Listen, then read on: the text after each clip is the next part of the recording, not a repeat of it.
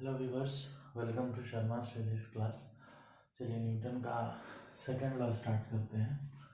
ठीक है, second law क्या कहता है? Second law definition of force बताता है। ठीक है, फोर्स की डेफिनेशन बताता है, फोर्स को डिफाइन करता है। ये क्या कहता है कि अगर net force is not equal to zero, अगर किसी ऑब्जेक्ट पे नेट फोर्स जीरो नहीं है तो उस पे जो फोर्स काम कर रहा है वो उसके मास टाइम्स एक्सेलरेशन के बराबर होगा। यही है न्यूटन्स का सेकंड लॉ। ये कहता है कि अगर नेट फोर्स जीरो है तो उस पे जो force, sorry, net force non zero है, मतलब कुछ एक फोर्स एक्ट कर रहा है, तो वो फोर्स जो है उसके मास टाइम्स एक्सेलरेशन के बराबर होगा। एक एग्जांपल देखते हैं हम लोग। ठीक है, ये स्प्रिंग है, इसको मैंने एक्सटेंड किया करके एक मास लगाया m1। ठीक है, यहाँ पे ग्रेविटी जीरो है, फ्रिक्शन जीरो है। ठीक है, मतलब कोई नीचे पुल नहीं है, कुछ नीचे घर्षण नहीं है, कुछ नहीं है। इसको मैंने x एक्सटेंड किया है। ठीक है, तो जब मैंने x एक्सटेंड किया, जब इसको मैंने खींचा स्प्रिंग को, तो स्प्रिंग का क्या क्या होता है प्रॉपर्टी की, अगर इसको एक्सटेंड करेंगे, इलांगेट करेंगे, फिर छोड़ेंगे तो वो अपने वापस अपनी जो नॉर्मल लेंथ है उस पर आने की कोशिश करेगा। तो जब उसको छोड़ेंगे हम तो एक फोर्स से खींचेगा। वो फोर्स क्या होता है उसको हम लोग लिखते हैं k times x। k is the spring constant, x is the elongation. Normal position से उसको हमने कितना एलोंगेट किया है, तो यहाँ पे हमारा फोर्स क्या है, kx। तो इस न्यूटन के सेकंड लॉ से हम लोग क्या देखते हैं, इस पे दूसरा कोई फोर्स काम कर रहा है क्या? ग्रेविटी जीरो है तो वेट नीचे काम नहीं कर रहा है, फ्रिक्शन जीरो है, कोई काम नहीं कर रहा है। सिर्फ एक ही एक फोर्स है जो नेट फोर्स है, वो है kx, जो इस डायरेक्शन में काम कर रहा है उस पे। तो वो बराबर किसके होना चाहिए? मास टाइम्स एक्सेलरेशन। मैं a1 इसका एक्सेलरेशन मानता हूँ। ठीक है, अब यही कंडीशन में मैं इससे एक चीज आपको दिखाना चाहता हूँ बस। ठीक है, वो आप लोग समझिएगा। m2 मास लिया मैंने क्या किया है, सेम सिचुएशन, सब कुछ सेम है।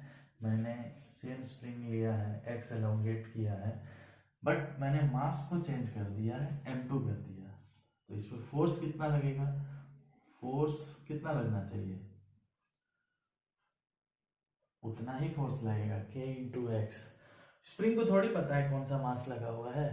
स्प्रिंग को तो जितना हम एलोंगेट करेंगे उस पर डिपेंड करता है। स्प्रिंग कांस्टेंट इनटू एलोंगेशन, उस पर क्या मास लगाए हैं आप, उसको उससे कोई फर्क नहीं पड़ता। तो फोर्स हमारा कांस्टेंट है। तो अब m2 मास पे अगर हम ऑब्जर्व करें, जब छोड़ रहे हैं उस टाइम पे, तो क्या हो रहा है? ग्रेविटी जीरो है, फ्रिक्शन जीरो है। ठीक है, मेरी हैंडराइटिंग थोड़ी ज़्यादा ही अच्छी है, आप लोग समझ लीजिएगा। तो इस पे फोर्स क्या है? सिर्फ एक kx। ये equal to, as per Newton's law क्या होना चाहिए? m2 a2। ठीक है, अब देखिए फोर्स दोनों बराबर है, तो इसका मतलब क्या हुआ? m1 a1 is equal to m2 a2 is equal to kx। ठीक है, ये मैंने क्यों बताया, कारण क्या है? ये बताने का कारण यही है कि मैं आपको कुछ चीज दिखाना चाहता हूँ इसमें, कि अगर मैं m1 को 10 लेता हूँ, मेरा फोर्स कांस्टेंट है, मान लीजिए kx की वैल्यू मेरी 20 न्यूटन है। जब मैं x एक्सटेंड कर रहा हूँ तो ये 20 न्यूटन की फोर्स से इधर को खींच रहा है। जब मेरा m1 10 है तो मेरा क्या हो जाएगा? Force 20, that is equal to m1 a1, m1 a1 that is equal to 10 into a1। तो a1 कितना हो जाएगा? 2 मीटर्स पर सेकेंड पर। जब मेरा m2 है उसको मैंने 20 kg किया, ठीक है, मैंने मास को बढ़ा दिया, तब क्या हो रहा है, फोर्स तो मेरा कांस्टेंट है, मैंने सिर्फ मास को बढ़ाया है, ठीक, मास को बढ़ाया है तो क्या हो जाएगा, मास मेरा 20 हो गया, ये A2 हो गया, तो A2 की वैल्यू कितनी हो जाएगी, 1 मीटर्स पर सेकेंड स्क्वायर। तो जब मेरा मास 10 है तो एक्सेलरेशन 20 मीटर्स पर सेकेंड है, सेम फोर्स के लिए जब 20 है तो एक्सेलरेशन कितना है, 1 मीटर्स पर सेकेंड। मतलब अगर मास बढ़ेगी तो एक्सेलरेशन कम होगा फॉर सेम फोर्स। ये चीज हमको याद रखना है न्यूटन्स लॉ में, ठीक है। सेकेंड लॉ क्या कहता है, फोर्स को डिफाइन करता है, ये भी इनर्शियल फ्रेम ऑफ रेफरेंस में ही वैलिड है, ठीक है। और इसमें क्या है, फोर्स कुछ भी हो वो ऑब्जेक्ट की मास पे और एक्सेलरेशन के प्रोडक्ट के इक्वल होता है, ठीक है। अगर कोई भी ऑब्जेक्ट पे फोर्स नॉन जीरो है, नेट फोर्स नॉन जीरो है, तो वो फोर्स को हम लोग मास टाइम्स एक्सेलरेशन करके डिफाइन करते हैं या फिर निकाल सकते हैं, ठीक है।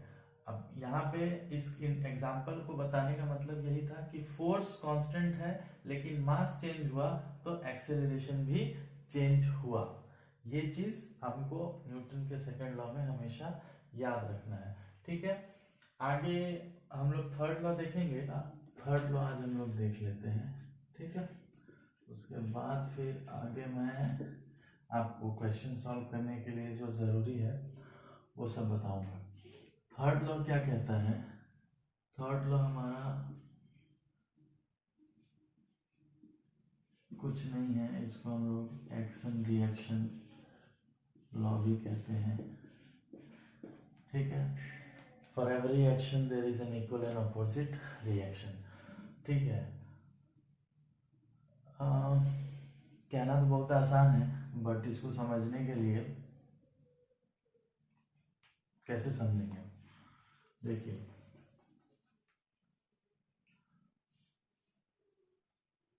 ये एक्शन और रिएक्शन, ये दोनों फोर्सेस जो हैं अलग अलग बॉडी पे काम करती हैं।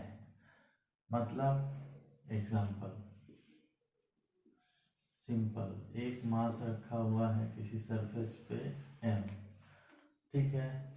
तो इसका कुछ वेट होगा नीचे की तरफ जो m इंटू जी से दर्शाएगा, mass into acceleration due to gravity. ये mg फोर्स जो है ये किस पे लग रहा है,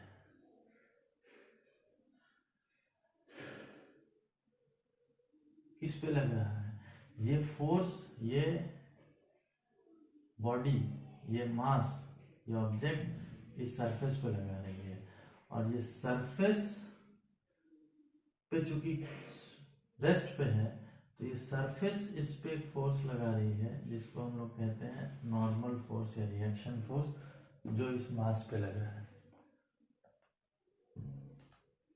तो एक्शन और रिएक्शन फोर्सेस हमेशा पेयर में होती हैं, और जो कांटेक्ट है, कांटेक्ट के दोनों तरफ इक्वली काम करती हैं, ठीक है।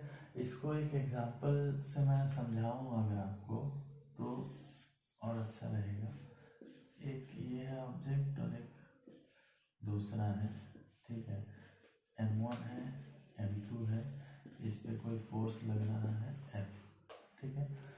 अच्छा, ये एक्शन रिएक्शन क्या है, ये हर केस में काम करता है, मैं इनर्शियल फ्रेम में काम करता है, लेकिन बॉडी का एक्सेलरेशन नॉन जीरो हो तो भी ये होल्ड करता है, ठीक है। कैसे, देखिए इस पे फोर्स लग रहा है, ठीक है, फोर्स लग रहा है। अब फोर्स कितना लग रहा है, मान लीजिए 20 न्यूटन का फोर्स लग रहा है, ठीक। फोर्स लगेगा तो ये सिस्टम है m1 प्लस m2 जो है ये कांटेक्ट है, यहाँ पे दोनों सटा हुआ, चिपका नहीं हुआ है, तो मूव कर रहा है किसी एक्सेलरेशन से। मैं उस एक्सेलरेशन को 1 मीटर पर सेकेंड स्क्वायर लेता हूँ, ठीक है। तो हमारा क्या होगा, हम नॉर्मल अगर देखा जाए तो इस दोनों सिस्टम पे, ग्रेविटी तो छोड़ दीजिए, अभी कुछ समय के लिए भूल जाते हैं, हम देखते हैं कि हॉरिजॉन्टल डायरेक्शन में कौन सा फोर्स काम कर रहा है। तो हॉरिजॉन्टल डायरेक्शन में सिर्फ एक ही फोर्स है F, ठीक है, जो काम कर रहा है, ये नेट फोर्स है। तो ये इक्वल होना चाहिए किसके, मास इंटू एक्सेलरेशन के, m1 plus m2 into acceleration के। तो m1 प्लस m2 कितना हो गया हमारा 20/1, दैट इज 20 kg, ठीक है, ये हो गया। 20 न्यूटन का फोर्स लग रहा है और एक्सेलरेशन 1 मीटर पर सेकेंड का है। मास हमको दोनों का सम मिला के 20 हो गया, ठीक है। अब हम क्या करते हैं, हमको पता है, मान लीजिए मास m1 को हम 5 kg मान लेते हैं और m2 को हम लोग 15 kg मान लेते हैं, ठीक है, दोनों मिला के 20 हो गया। अब एक एक करके हम देखते हैं, अगर m1 को, सिर्फ m1 को कंसीडर किया जाए और m2 को अलग कंसीडर किया जाए तो क्या निकलता है। m2 को बड़ा बना दें, ये हमारा m2 है। m2 पे कौन कौन सा फोर्स काम कर रहा है, m1 पे कौन कौन सा फोर्स काम कर रहा है, ये हम लोग देखते हैं। तो m2 सिस्टम का पार्ट है, ये एक्सेलरेट हो रहा है a के एक्सेलरेशन से, और इस पे फोर्स क्या काम कर रहा है, ये m1 और m2 के कांटेक्ट, m1 m2 पे कोई फोर्स डाल रहा है, वो फोर्स को हम लोग लिखते हैं F12, मतलब 1 जो है 2 पे डाल रहा है। दूसरा कोई फोर्स इस पे काम कर रहा है क्या हॉरिजॉन्टल डायरेक्शन में, नहीं। ये F12 ये इक्वल टू क्या हो जाएगा, m2 a। क्यों लिखे हैं हम, क्योंकि एक्सेलरेशन तो मेरा पूरे सिस्टम में है, अलग से इसका एक्सेलरेशन तो नहीं आएगा, मतलब ये कितना हो गया, a2 कितना है 15 टाइम्स 1 माने 15 न्यूटन, ठीक है। अब इस पे देखते हैं, तो इस भाई साहब पे एक फोर्स यहाँ से काम कर रहा है F is equal to 20 newton का, और एक फोर्स इसको यहाँ से लग रहा है m2 के द्वारा, तो इसको हम लोग लिखते हैं m21, मतलब 2 से 1 पे लग रहा है। इसका एक्शन, इसका रिएक्शन, ये ठीक है। तो अब इस पे नेट क्या है, अब F plus F21 is equal to क्या होना चाहिए, हमारा नेट फोर्स ही है ना, ये दोनों का वेक्टर सम मिला के हमारा मास इनटू एक्सेलरेशन, यही होना चाहिए ना भाई। ये बॉडी है हमारा, सेकेंड लॉ क्या कहता है कि net force is equal to mass into acceleration. इस m1 पे नेट फोर्स क्या है 20 न्यूटन का फोर्स, यहाँ से ये लग रहा है 20, और m2 के द्वारा चूंकि ये एक्सेलरेट हो रहा है तो ये कुछ फोर्स तो m2 पे लगा रहा है, उसका रिएक्शन में m2 भी इस पे फोर्स लगा रहा है, उसको हम लोग लिखते हैं F21। तो इन दोनों का सम मिला के क्या होना चाहिए, मास इनटू एक्सेलरेशन। एक्सेलरेशन हमको पता है 1 मीटर पर सेकेंड स्क्वायर है, एक्सेलरेशन तो भाई पूरे सिस्टम का ना है, ये अलग एक्सेलरेट करेगा, ये अलग एक्सेलरेट करेगा, दोनों आपस में चिपका रहेगा, नहीं चिपका रहेगा। तो इसका मतलब ये है कि एक्सेलरेशन तो दोनों का सेम ही है, एक्सेलरेशन क्या है 1 है, मास इसका क्या है 5 है, तो F की वैल्यू कितनी है 20, ठीक, plus F21 is equal to कितना है 5 इंटू 1, मतलब F21 is equal to -15 Newton. अब देखिए F12 15, ये माइनस में आ गया -15, मतलब 50 न्यूटन का फोर्स ये इधर लगा रहा है और ये इधर लगा रहा है, माइनस साइन आया ना, मतलब क्या हुआ कि एक्शन रिएक्शन, रिएक्शन रिएक्शन, अब जिसको आप एक्शन समझिए, जिसको रिएक्शन, मेरे कहने में ये एक्शन है, ये रिएक्शन है, क्योंकि पहले ये ढकेल रहा है, ठीक है। तो इस एग्जांपल से एक चीज ये क्लियर होता है कि एक्शन रिएक्शन जो है इक्वल है और ऑपोजिट है, और ये वैलिड है जब एक्सेलरेशन नॉन जीरो है तब भी, मतलब जब भी दो कांटेक्ट होगा, जहां पे भी कांटेक्ट होगा, सिस्टम में बॉडीज का, तो वहाँ पे एक्शन रिएक्शन फोर्सेस एग्जिस्ट करेंगी ही, ठीक है। अब अगर ये रेस्ट पे है तो ये फोर्स नहीं रहेगा, ये फोर्स को जीरो कर देंगे तो एक्सेलरेशन जीरो हो जाएगा, फिर एक्शन रिएक्शन फोर्स अलग हो जाएगा, बट फोर्स एग्जिस्ट करेंगी। तो न्यूटन का थर्ड लॉ यही कहता है, for every action there is an equal and opposite reaction. इसको और एक्सटेंडेड भाषा में कहें तो अगर if one object exerts force on another object, so the other object also exerts equal and opposite force on the one, ठीक है। Third law मेरे ख्याल से इस एग्जांपल से आपको क्लियर हो गया होगा कि कैसे काम करता है, ठीक है। नेक्स्ट हम लोग देखेंगे वीडियो में कि प्रॉब्लम को सॉल्व करने के लिए क्या क्या चीज़ें ज़रूरी है, और कुछ हम लोग प्रॉब्लम भी सॉल्व करेंगे। और बाकी आप लोगों को अगर इससे रिलेटेड कोई डाउट हो, कुछ चीज़ नहीं समझ में आया हो, या कोई चीज़ आप चाहते हैं कि मैं उसको और एक्सप्लेन करूं,